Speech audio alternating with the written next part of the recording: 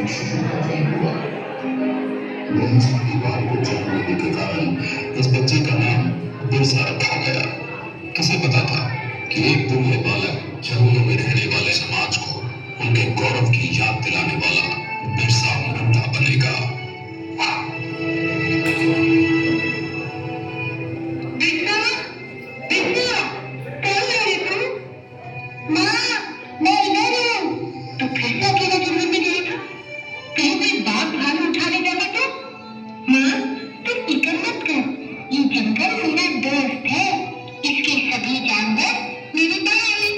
बिरसा पढ़ाई में तेज था और ये देखकर उसका दाखिला मिशनरी स्कूल में करवा दिया गया।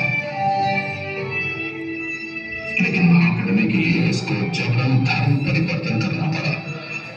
बिरसा, यीशु के सिवाय कोई भगवान नहीं है।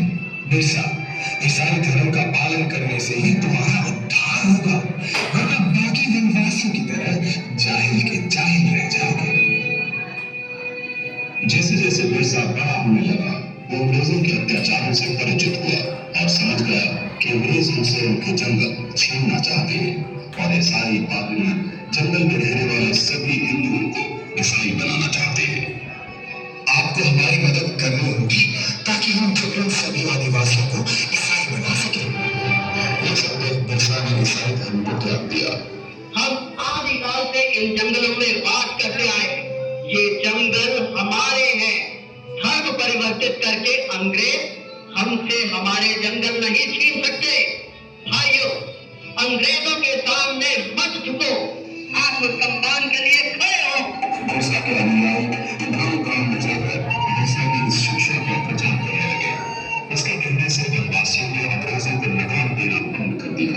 ये सब देख अंग्रेजी हुकूमत दिल में आ गई और उन्होंने बगावत हटाने को जुर्म के लिए बिरसा को 2.5 साल की कठोर कारावास की सजा सुनाई।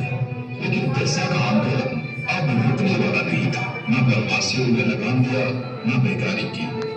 बिरसा के छूटने पर सारे वनवासी उसके गांव में इकट्ठा हो गए। बिरसा की क्रांति की पुकार से सिंहभूमि, चाईबासा और रांची के जंगल गूंज उठे। अब वक्त आ गया है जब हम अपनी जमीनें अंग्रेजों से वापस लेंगे और एक नए सतयुग का आरंभ होगा।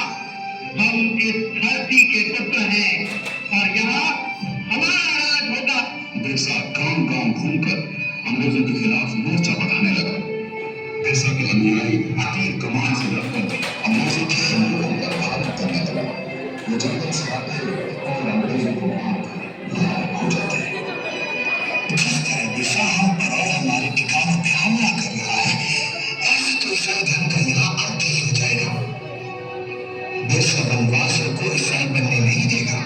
हम बिरसा के सिर पर भारी इनाम रखेंगे। फिर देखते हैं वो भागकर कहाँ जाता है। हाँ, जिंदगी। रुपयों के लालच से भी किसी वनवासी ने बिरसा से हत्या नहीं की और अंग्रेजों को एक के बाद एक हार का सामना करना पड़ा।